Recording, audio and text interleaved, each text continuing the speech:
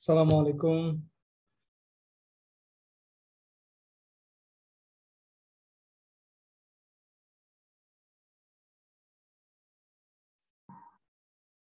আসসালামু আলাইকুম। আসসালামু আলাইকুম।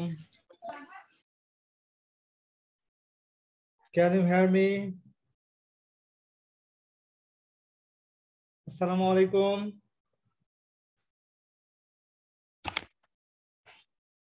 Assalamu alaikum, sir. ওয়ালাইকুম আসসালাম। Can you hear me? Yes, sir. Okay. Okay.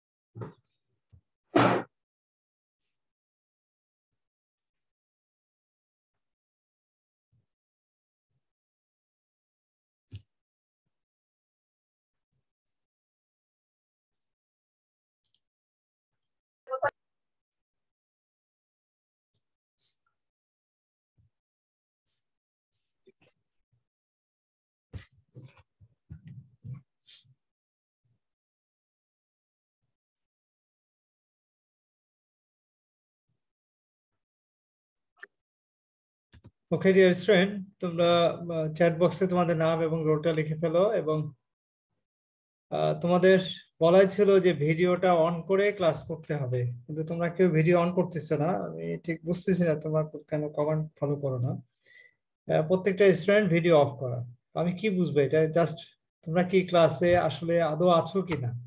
হ্যাঁ, এই জিনিসটা কি আসলে বোঝা সম্ভব? লাইভ ক্লাসের আসলে আছি তো। আছো তো, এটা কি আমি দেখতে পাচ্ছি? অনেকেই তো, তুমি আছো কিন্তু অনেকেই তো দেখা যাচ্ছে জয়েন করে আর কোনো খবর থাকে না। তো এটা তো আসলে লাইভ ক্লাসের ইয়ে হতে পারে না, সিস্টেম হতে পারে না। কারণ আমরাও তো দু এক জায়গায় ক্লাস করি, কিন্তু আমরাও কিন্তু স্টুডেন্ট, এখনো স্টুডেন্ট বিভিন্ন জায়গায়, বুঝতে পারছো? আমরাও শিখতেছি, কিন্তু আমরা কিন্তু ঠিকই ভিডিও অন করেই কিন্তু ক্লাসগুলো করি, বুঝতে পারছো? আমি বুঝলাম না, তোমরা একমাত্র যে আমার মেয়ে কিন্তু ভিকারুননিসায় পড়ে, হ্যাঁ, ওদের কিন্তু ক্লাস ভিডিও অন করে কিন্তু ক্লাস করতে হয়, এবং কলেজ ড্রেস পরা অবস্থায়। তাও আমরা তো সেই জিনিসটাও করি নাই। হ্যাঁ, স্কুল ড্রেস পরে তারপরে কিন্তু তাকে বিশ্বের সামনে হবে, এবং অবশ্যই ভিডিওটা অন করে, এবং 1 সেকেন্ডের জন্য ভিডিওটা অফ করা যাবে না, বুঝতে পারছো? রুলস রেগুলেশন গুলো এটা মেনটেন করে, এবং প্রপারলি কিন্তু এটা মেনটেন করতে হয়, এবং স্কুল ড্রেস পরেই কিন্তু তোমার ক্লাসে বসতে হয়। কিন্তু তোমরা সেই তুলনায় এই জিনিসগুলো আসলে মানে ফলোই করতেছো না। আমি ঠিক বুঝলাম না জিনিসটা, প্রবলেমটা কোথায় তোমাদের? কোনোভাবেই তোমরা কোনো ইনস্ট্রাকশন ফলো করো না, মানে ইচ্ছা মতো খামখেয়ালি পড়ার মাধ্যমে তোমরা ক্লাস করো। তো এটা তো আসলে কাম্য নয় আসলে, এটা আমরা কোনোভাবে প্রত্যাশা করি না। এই যে মনে করো ক্লাসে এখন এই মুহূর্তে ধরো 18 জন আমি দেখতে পাচ্ছি এই মুহূর্তে, জাস্ট লাইভে যেটা আছে, কিন্তু এই 18 জন কি, আমি জাস্ট নাম দেখতে পাচ্ছি, কিন্তু সমস্যা হচ্ছে যে এরা আদৌ 18 জন এখানে অ্যাক্টিভ আছে কিনা? এটা কি সম্ভব? ক্লাসে তুমি মনোযোগ দিয়ে পড়ছো কিনা? আমরা সরাসরি ক্লাসে যেমন আমরা দেখতে পাই কে মনোযোগ দিচ্ছে, কে দিচ্ছে না, কে অ্যাটেন্টিভলি বসে আছে, কে মনোযোগ দিয়ে শুনছে কথা, কে শুনছে না, এই জিনিসগুলো কিন্তু আমরা বুঝতে পারি। বাট আমরা কিন্তু এখন সেটা বুঝতে পারছি না। আমি জাস্ট আমার মতো বলে যাচ্ছি, আমি পড়িয়ে যাচ্ছি, তোমরা হয়তো 2-1 জন কোশ্চেন করছো, অধিকাংশ কোশ্চেন করছো না, এবং কোনো অধিকাংশই কিন্তু আমরা বুঝতে পারছি না যে তারা আসলে আদৌ শুনছে কিনা। তো এই বিষয়গুলো যদি এইভাবে চলতে থাকে, তাহলে আলটিমেটলি কিন্তু এই ক্লাসটা কোনোভাবেই এটা কি বলা যায়, এটা ইফেক্টিভ হবে না, বুঝতে পারছো? কোনোভাবেই এটা ইফেক্টিভ হবে না। সো প্লিজ ডিয়ার স্টুডেন্ট, তোমরা অবশ্যই ভিডিও অন করে ক্লাসে বসবে। তোমরা বাসায় তুমি যখন ক্লাস করবে, তখন তো তোমার সেই এনভায়রনমেন্টটা তোমাকে তৈরি করে নিতে হবে।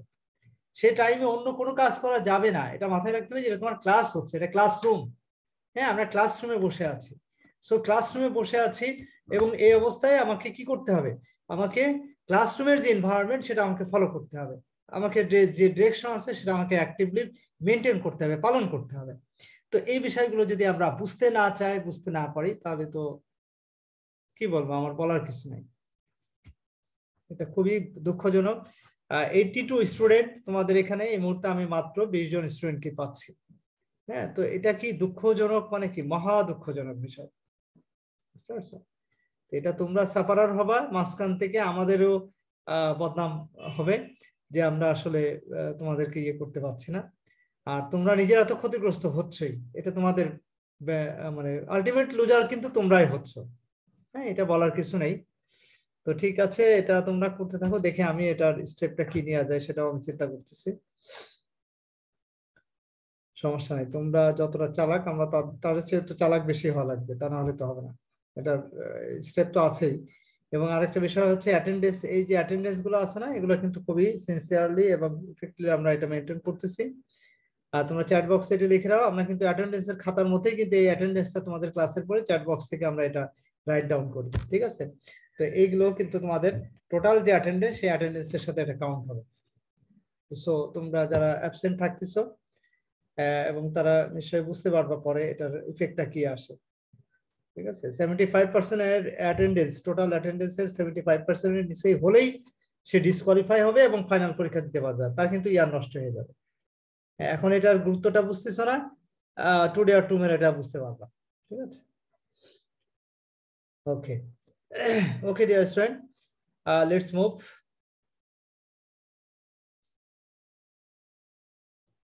সো আজকের ক্লাসে আমরা যে বিষয়গুলো নিয়ে আলোচনা করবো, চলো যাওয়া যাক আমরা সেই বিষয়গুলো শেয়ার স্ক্রিনের মাধ্যমে আমরা চেষ্টা করি সেগুলো শেয়ার করা তোমাদের সাথে।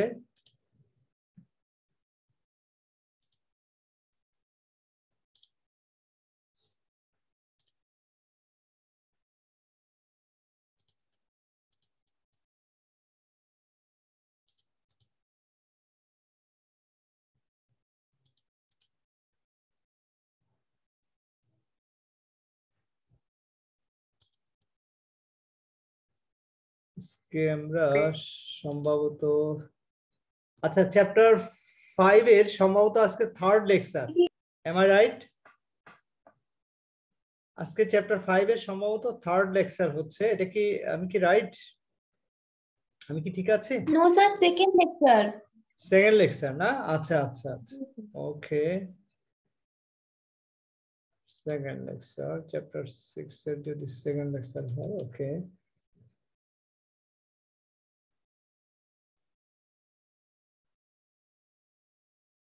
ওকে ডিয়ার স্টুডেন্ট,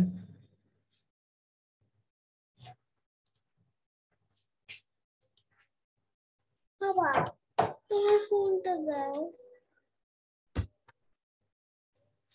ওকে ওকে ডিয়ার স্টুডেন্ট, আমি শেয়ার স্ক্রিনের মাধ্যমে তুমি আজকের ক্লাসের যে বিষয়গুলো আছে সেগুলো আমি শেয়ার স্ক্রিনের মাধ্যমে শেয়ার করার চেষ্টা করতেছি। ওকে, তো চলো যাওয়া যাক, আমরা আজকে ক্লাসে যেটা আলোচনা করব সেটা আমরা দেখি। স্ক্রিন কি দেখতে পাচ্ছেন? জি স্যার। স্ক্রিন দেখা যাচ্ছে না? আচ্ছা ঠিক আছে।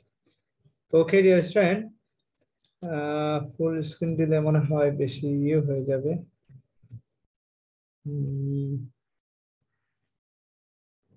ছোট আর পড়া যাচ্ছে না, এটা তো বেশি বড় হয়ে যাবে। ওকে, তো এইভাবে মনে হয় দেখা যাচ্ছে না? ওকে, দেখা গেলে আমরা সমস্যা নেই, এটা ইয়ে করি। তোমরা কি দেখতে পাচ্ছ? স্ক্রিন দেখতে পাচ্ছ? জি sir. Okay okay dear student, তো আজকে আমরা যেটা করব, চ্যাপ্টার 5 এর সেকেন্ড লেকচার নিয়ে আমরা আলোচনা করব। তো আজকে যে বিষয়গুলো আমরা আলোচনায় রেখেছি সেগুলো হচ্ছে পঞ্চম অধ্যায়, পণ্য ও পণ্যের মূল্য নির্ধারণ। এখানে আমরা সেকেন্ড লেকচারে তো এটা থাকার কথা না, ফার্স্ট লেকচারে কি ছিল দেখি তো একটু প্লিজ। এই পণ্য এবং পণ্যের শ্রেণী বিভাগ, এটা কি আমরা আলোচনা শেষ করেছিলাম না? পণ্য এবং পণ্যের শ্রেণী বিভাগ, এটা কি আমরা আলোচনা শেষ করেছিলাম স্টুডেন্ট? জি স্যার, শেষ করেছিলাম, আচ্ছা বুঝতে পারছি। তাহলে এখানে লেকচার 1 এ কি ছিল দেখি তো।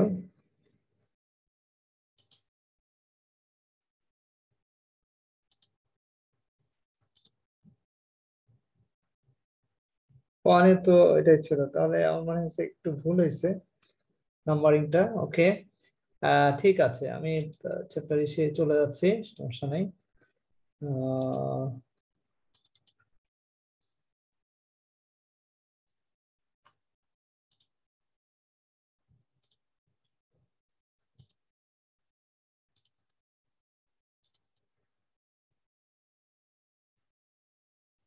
ওকে ডিয়ার স্টুডেন্ট,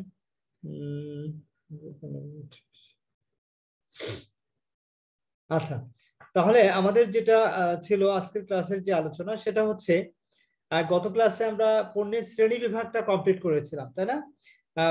ভোগ্য পণ্য এবং শিল্প পণ্যের যে শ্রেণী বিভাগ, সেটা আমরা কমপ্লিট করেছিলাম, তাই তো? ঠিক আছে। হ্যাঁ স্যার। স্যার হ্যাঁ বলেন, আমি স্যার শুনছি। আমরা শুধু ভোগ্য পণ্য অযাচিত পণ্য পর্যন্ত পড়েছিলাম, শিল্প পণ্যের ক্লাসিফিকেশনস পড়া হয়নি। পড়া হয়নি, আচ্ছা আচ্ছা, বুঝতে পারছি। তাহলে সমস্যা নেই, আমরা ওইটা আগে শেষ করে তারপরে আমরা এখানে চলে আসবো, বুঝতে পারছি। এই জন্য একটু মিস্টেক হচ্ছে। ওকে, নো প্রবলেম। আমরা দেখি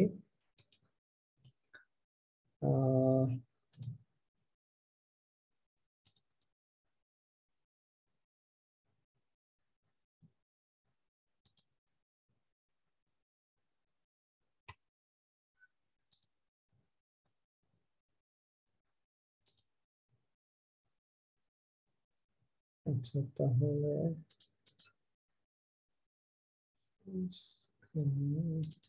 ওকে, তাহলে আমরা দেখো ভোগ্য পণ্য পণ্যের শ্রেণী বিভাগটা আমরা আলোচনা করেছিলাম। অযাচিত পণ্য, তোমরা স্ক্রিন কি দেখতে পাচ্ছ? জি স্যার। ওকে, আমরা অযাচিত পণ্য, নতুন অযাচিত পণ্য আর নিয়মিত অযাচিত পণ্য, তাই না? এই দুইটা বিষয় নিয়ে আমরা আলোচনা করেছিলাম গত ক্লাসে, এই পর্যন্ত আমরা শেষ করেছিলাম, এই তো? ওকে, আমরা নেক্সট যে আলোচনা আসছে সেটা হচ্ছে দেখো শিল্প পণ্য, শিল্প পণ্যের ক্লাসিফিকেশন। হ্যাঁ, শিল্প পণ্যের ক্লাসিফিকেশন দেখো, শিল্প পণ্যের ক্লাসিফিকেশনে যেটা বলা হচ্ছে দেখো, মালামাল ও খুচরা যন্ত্রাংশ, তোমার মালামাল ও খুচরা যন্ত্রাংশ। আর মালামাল এবং খুচরা যন্ত্রাংশকে আমরা আবার দুই ভাগে ভাগ করি, একটা হচ্ছে কাঁচামাল আর একটা হচ্ছে প্রস্তুতকৃত মালামাল ও খুচরা যন্ত্রাংশ। এখন কাঁচামালকে আমরা আবার দুই ভাগে ভাগ করতে পারি, একটা হচ্ছে কৃষি পণ্য আর একটা হচ্ছে প্রাকৃতিক পণ্য। তো ওকে, আমরা এই দুইটা প্রত্যেকটা বিষয় সম্পর্কে আমরা একটু বিস্তারিত আলোচনা করার চেষ্টা করি। প্রথমে চলে আসো, কাঁচামাল বলতে কি বুঝি আমরা? কাঁচামাল হচ্ছে কাঁচামাল কি? কাঁচামাল হচ্ছে আমরা কোনো পণ্য পণ্য উৎপাদন করার জন্য যেটাকে আমরা উপকরণ হিসেবে ব্যবহার করে থাকি। কোনো পণ্য উৎপাদন করার জন্য যেটা উপকরণ হিসেবে ব্যবহার করা হয়ে থাকে, সেটাই হচ্ছে কাঁচামাল। এখন যেমন ধরো, আমরা সুতা তৈরি করার জন্য আমরা কি কি প্রয়োজন হয় আমাদের? সুতা তৈরির জন্য কি প্রয়োজন হয়?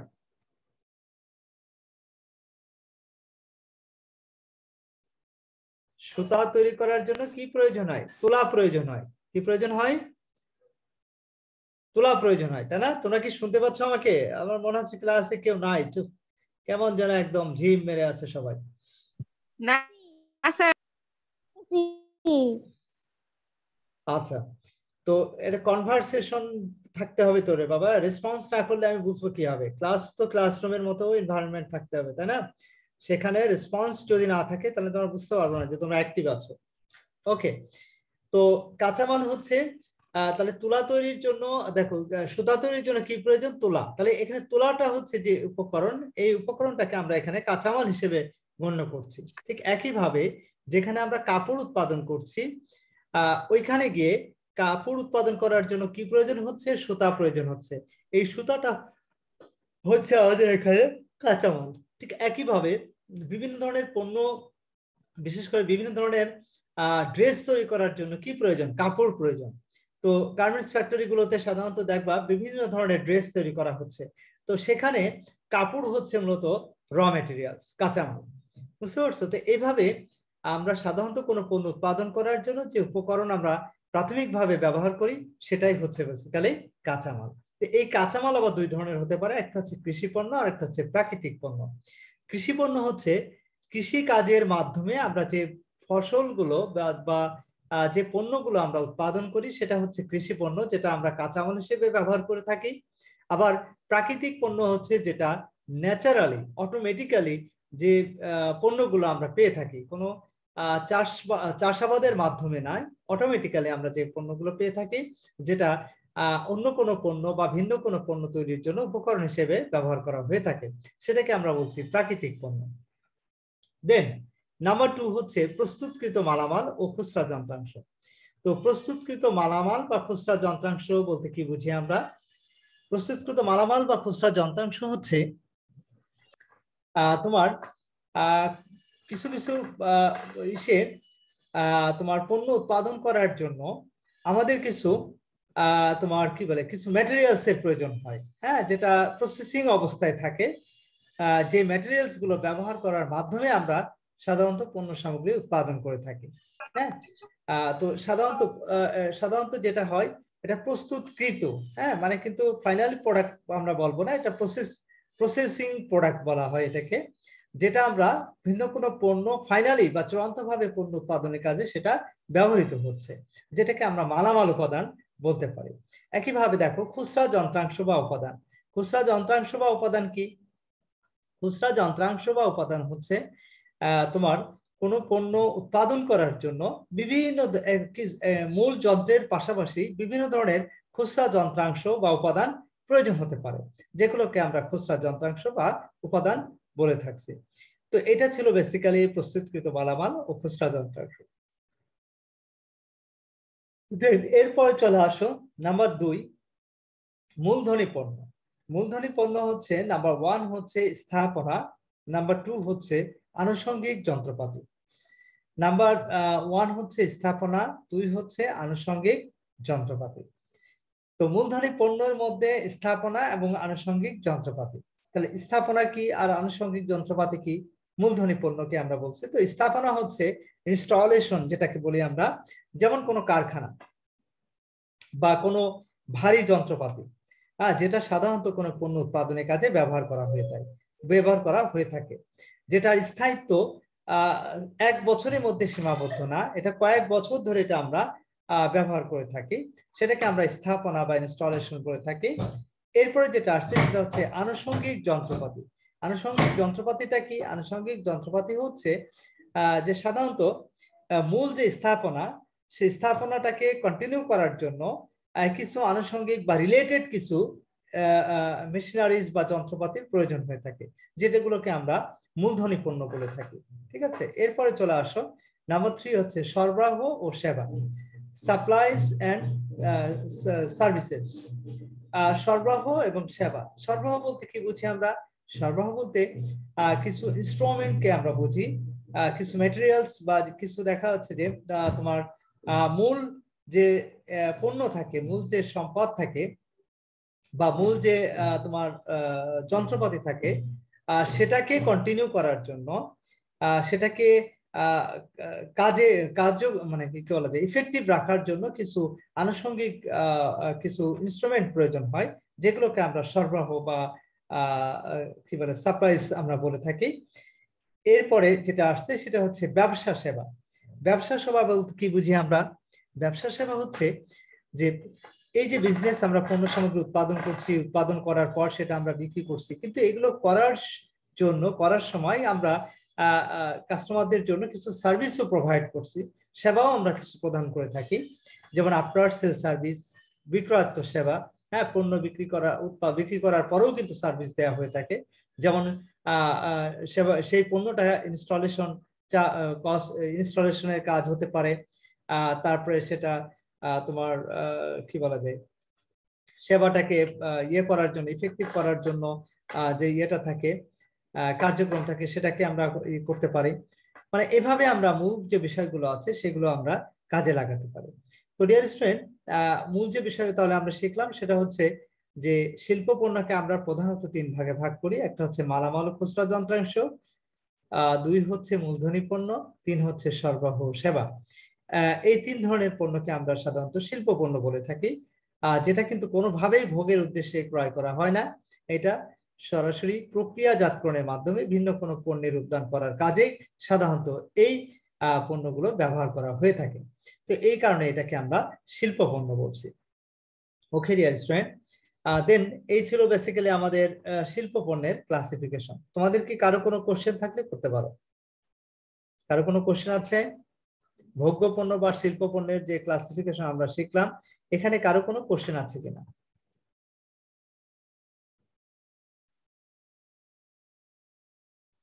Restaurant, any question? No sir. Okay okay dear student, তাহলে আমরা এই ইয়েটা তাহলে আমরা স্টপ করে দিচ্ছি। এবার আমরা নেক্সট স্লাইডে চলে যাচ্ছি। নেক্সট লেকচার বলতে পারি আমরা, সেটা হচ্ছে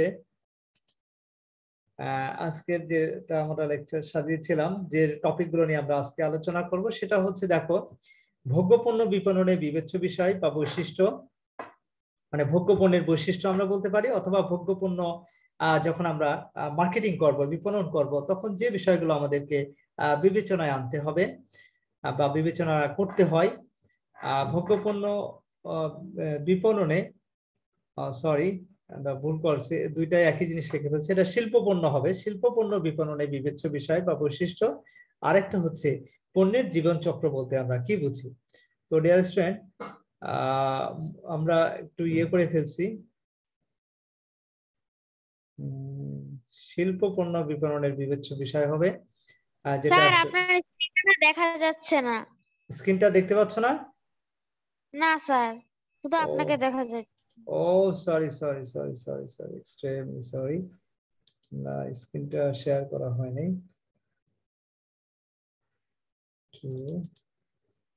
এবার মনে হয় দেখা যাচ্ছে না?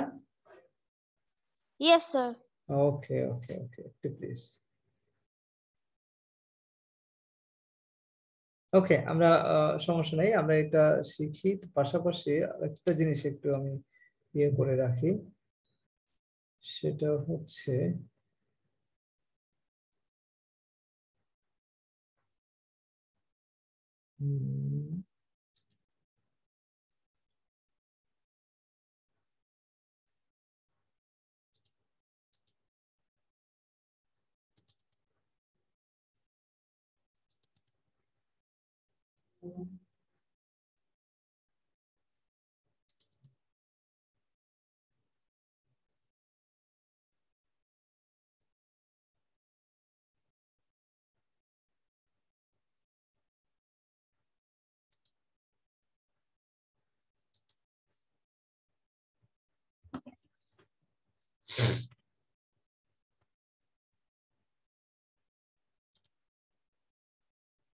আচ্ছা ওকে, আমরা জাস্ট মিনিট, আমি একটু সময় নিচ্ছি তোমাদের, 1 মিনিট একটু।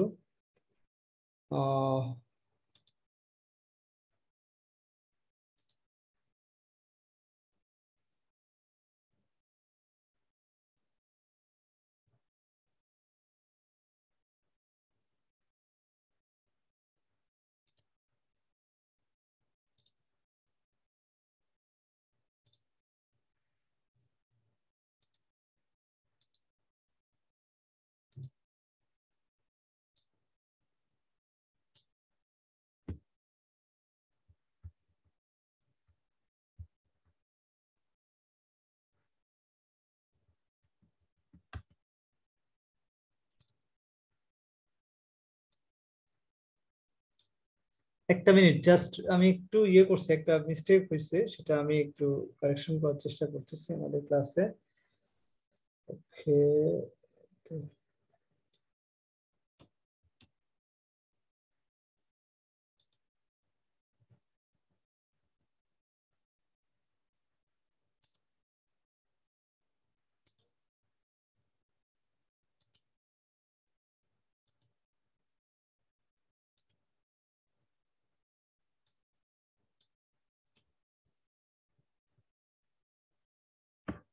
ওকে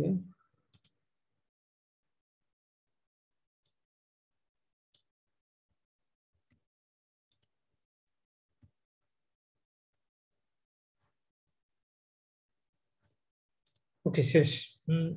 হ্যাঁ ওকে ডিয়ার স্টুডেন্ট, চলে যাওয়া যাক আমরা আমাদের আজকের ক্লাসের যে আলোচনা, সেটা আমরা মোটামুটি কন্টিনিউ করি। একটু মিস্টেক হয়েছিল, সেটা আমি ঠিক করে নিয়েছি। এখন জাস্ট আমরা সেটা তোমাদের সাথে শেয়ার, স্ক্রিনের মাধ্যমে শেয়ার করার চেষ্টা করতেছি।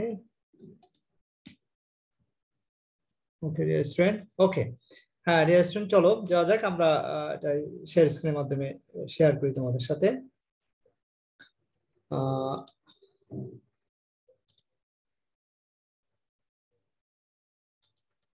হ্যাঁ, তোমরা কি দেখতে পাচ্ছ ডিয়ার স্টুডেন্ট? দেখতে পাচ্ছ? ওকে, আমরা এই যে ভোগ্যপণ্য বিপণনের বিবেচ্য বিষয় বা বৈশিষ্ট্য, শিল্পপণ্যের বিপণনের বিবেচ্য বিষয় বা বৈশিষ্ট্য, দুইটাই আমাদের ভোগ্যপণ্য হয়ে গেছিল, এটা আমরা ঠিক করে নিলাম। আর পণ্যের জীবনচক্র বলতে কি বোঝায়, এই তিনটা বিষয় দেখে আমরা আলোচনা শেষ করবো ইনশাল্লাহ। ওকে ডিয়ার স্টুডেন্ট, চলো তাহলে আমরা দেখি আমাদের আজকের যে আলোচনার বিষয়গুলো আছে সেটা আমরা আলোচনা শুরু করি। ফার্স্ট অফ অল, ভোগ্যপণ্য বিপণনের বিবেচ্য বিষয় বা বৈশিষ্ট্য। ভোগ্যপণ্য তোমরা নিশ্চয় জানো কাকে বলি আমরা। ভোগ্যপণ্য কাকে বলে একটু রেসপন্স করো তো দেখি, কে বলো? ফাতেমা আক্তার বলো। Fatema,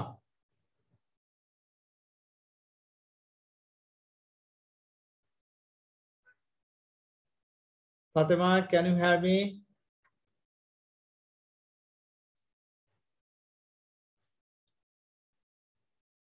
Fatima, can you hear me, please?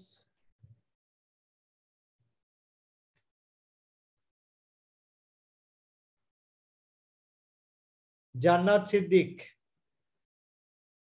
জান্নাত সিদ্দিক, স্যার আমি বলি। কে বলছিল যেন? স্যার মৌমিতা। মৌমিতা, আচ্ছা মৌমিতা, আচ্ছা বলেন। কিন্তু ঘটনা হচ্ছে যে আমি দুইজনের নাম বললাম, দুইজন কিন্তু রেসপন্সই করলো না, তার মানে এরা নাই। দেখছেন কেন ভিডিও অন করা দরকার, এবার বুঝতে পারছেন? হ্যাঁ বলেন প্লিজ। স্যার ভোগ্যপণ্য বলতে সেসব পণ্যকে বোঝায় যেগুলো ব্যক্তি ও পরিবার বর্গের চূড়ান্ত ভোগের জন্য বা ব্যবহারের উদ্দেশ্যে ক্রয় করে থাকে। ক্রয় করে থাকে, আচ্ছা। এটা কি তাসনিম খান বলছেন? জি স্যার। তাসনিম খান, মৌমিতা। জি স্যার, সকালে আপনার সাথে আমার দেখা হয়েছে, আপনি ভুলে গেছেন। না ঠিক আছে, দেখা হয়েছে, দেখা তো অনেকের সাথে হয়েছে। স্যার আচ্ছা, কি কাউকে মনে থাকে? মনে থাকে বলতে হয় কি যে সবার সবই না, ভুলে যাবেন। নাম তো আসলে সবার মুখস্থ এখনো হয় নাই পুরোপুরি। এই যে তোমরা ইয়ে করো না তো, তোমরা ভিডিও অন করলে আমি বুঝতে পারি, আর যেহেতু নিচে নাম দেখা আছে তখন বুঝতে পারি যে অমুকের নাম এটা। স্যার যে ফেসের অবস্থা থাকে আর যে বেহাল অবস্থা বাসায়, স্যার বেহাল এটাই তো। না না, ক্লাস শোনো আমি বলি, তোমরা ক্লাসে যখন থাকবে, এটা তো ক্লাসরুম, তোমরা ক্লাসে আসলে যেভাবে থাকবে সেভাবে, তুমি শুধু কলেজ ড্রেসটা পড়ার দরকার নেই, আমরা তো এটা বাধ্যবাধকতা করি নাই।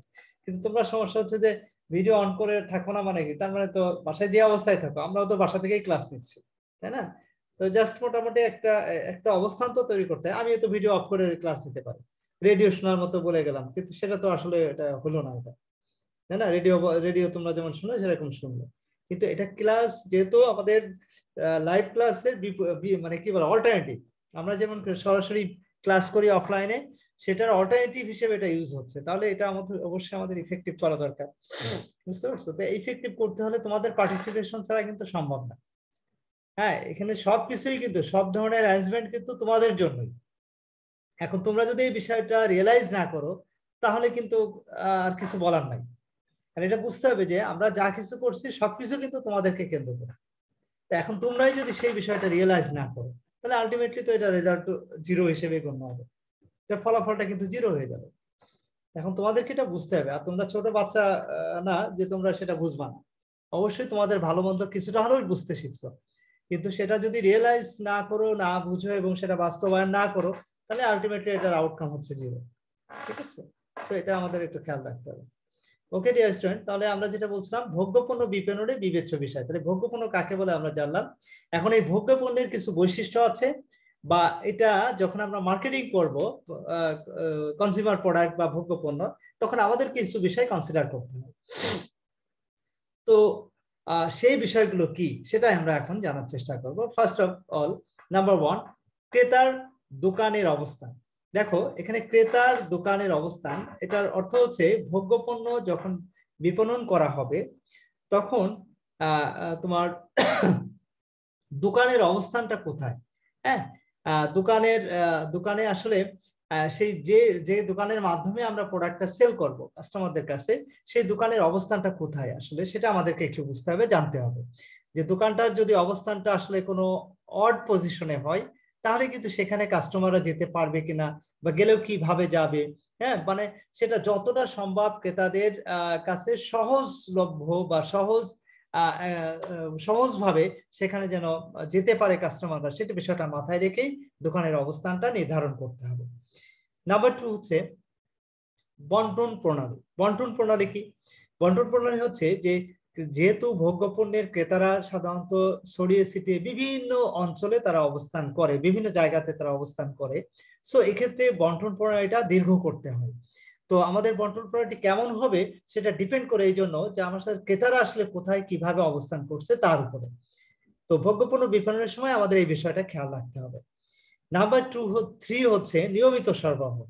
দেখো, ভোগ্যপণ্যের ক্রেতারা সাধারণত যেটা করে, তারা যেহেতু নিয়মিতভাবে ভোগ করে, বা আমি যে প্রোডাক্টটা আমি আসলে বিপণন করতে যাচ্ছি, মার্কেটিং করতে যাচ্ছি, এই প্রোডাক্টটা ক্রেতারা আসলে নিয়মিত ভোগ করে কিনা, বা রেগুলার বেসিসে তাদেরকে ভোগ করতে হয় কিনা, এই বিষয়টা মাথায় রেখে কিন্তু আমাকে যদি নিয়মিত সরবরাহ করার প্রয়োজন হয়, তাহলে সেভাবেই আমাকে প্রোডাক্টটা সরবরাহের বিষয়টা নিশ্চিত করতে হবে।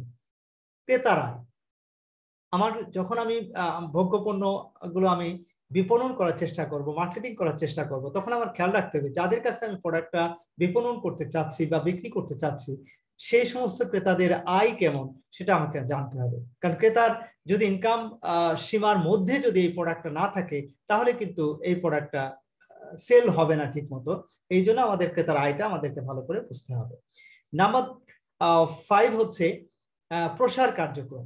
অর্থাৎ যখন আমরা ভোগ্যপণ্য আমরা বিপণন করব, তখন আমাদের খেয়াল রাখতে হবে এই ধরনের পণ্যগুলো বিপণনের জন্য কি ধরনের প্রসার কার্যক্রম আমাদেরকে গ্রহণ করতে হচ্ছে। প্রসার কার্যক্রম অর্থাৎ প্রসার কার্যক্রমটা আসলে কি ব্যাপক মাত্রায় করতে হবে, না লিমিটেড পর্যায়ে করলেই হবে। হ্যাঁ, এটা কিভাবে করতে হবে, অর্থাৎ এটার প্রমোশনাল অ্যাক্টিভিটিস গুলো আসলে কেমন হবে বা কতটুকু করতে হবে, এই বিষয়গুলো আমাদেরকে বিবেচনা রাখতে হবে। নেক্সট হচ্ছে নাম্বার 7, পণ্যের ধরন। অর্থাৎ আমরা যখন পণ্যটি বিপণন করব, তখন আমাদের খেয়াল রাখতে হবে প্রোডাক্ট আসলে কি ধরনের প্রোডাক্ট। অনেক ভারী প্রোডাক্ট, না অনেক মানে হালকা প্রোডাক্ট, না এটা আসলে টেকসই প্রোডাক্ট, না দেখা যাচ্ছে ভঙ্গুর প্রোডাক্ট, মানে অল্পতেই ভেঙে যেতে পারে, কি টাইপের প্রোডাক্ট, এই প্রোডাক্টের ধরনটা আমাদের সম্পর্কে আমাদেরকে বুঝতে হবে। নেক্সট হচ্ছে নাম্বার 8, বাজার বিভাজন, মার্কেট সেগমেন্টেশন। অর্থাৎ এক্ষেত্রে বলা হচ্ছে বাজারকে সেগমেন্ট করতে হবে। এক্ষেত্রে মার্কেটকে সেগমেন্ট করার ক্ষেত্রে, বাজার বিভাজন করার ক্ষেত্রে আমাদেরকে খেয়াল রাখতে হবে মার্কেটটাকে আমি কিভাবে বিভাজন করব, সেগমেন্ট করব। হ্যাঁ, এই বিষয়টা আমাদেরকে খেয়াল রাখতে হবে। এন্ড দেন মানে বাজার বিভাজন মানে নিশ্চয়ই বুঝতে পারছো যে মার্কেটটাকে আমি বিভিন্ন তাদের ক্রেতাদের বৈশিষ্ট্যের উপর ভিত্তি করে বিভিন্ন সেগমেন্টে ভাগ করছি।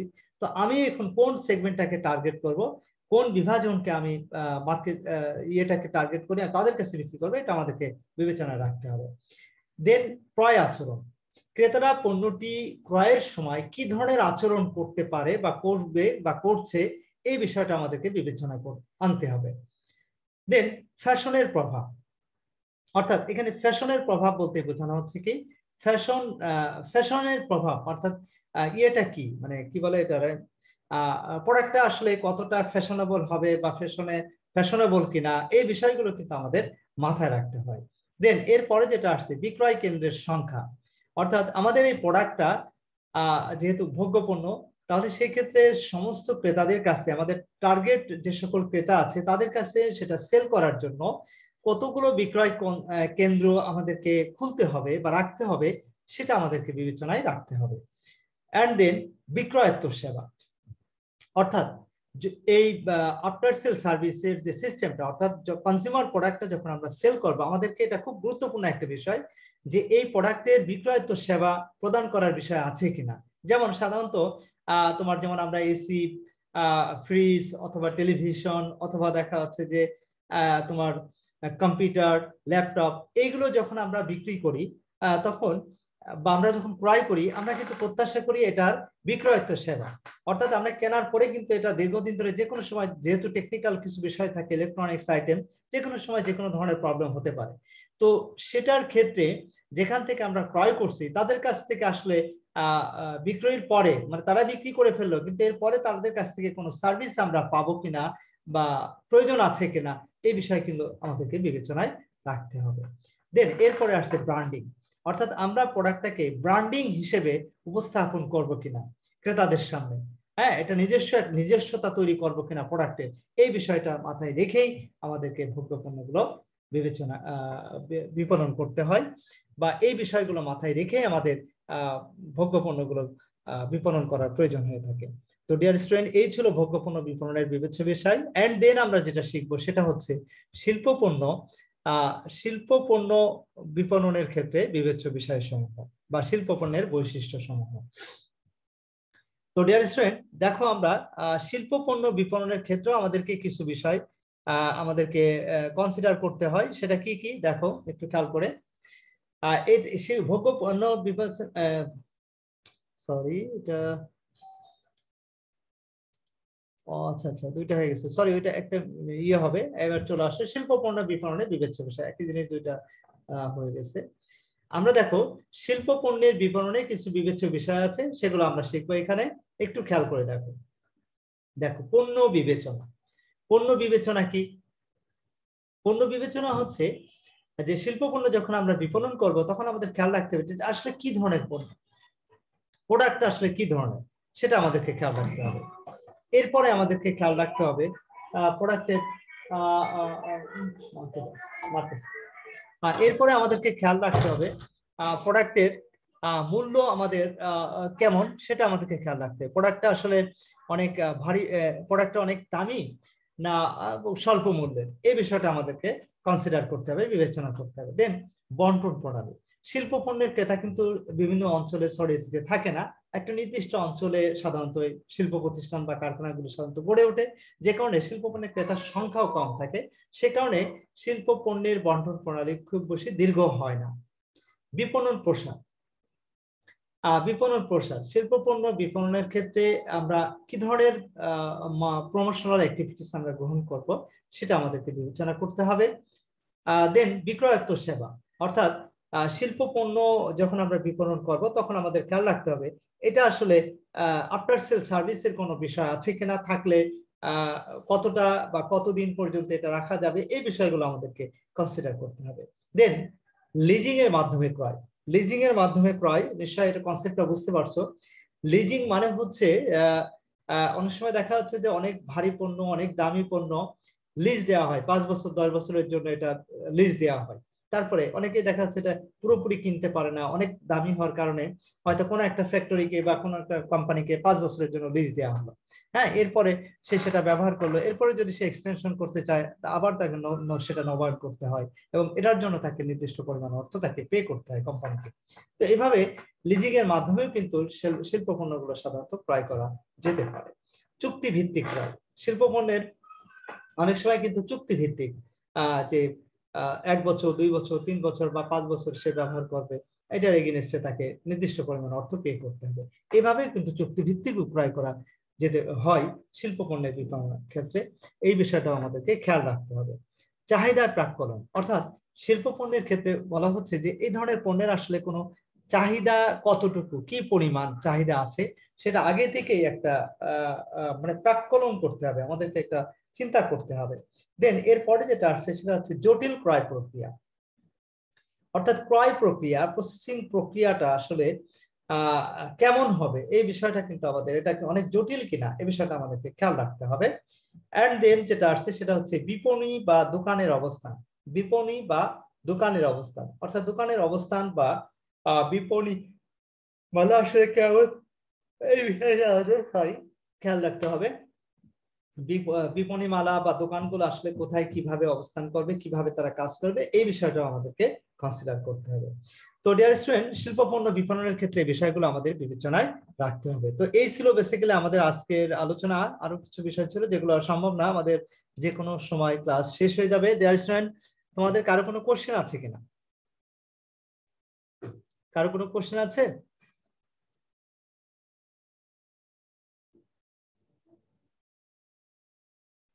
তোমাদের কারো কোনো কোশ্চেন আছে?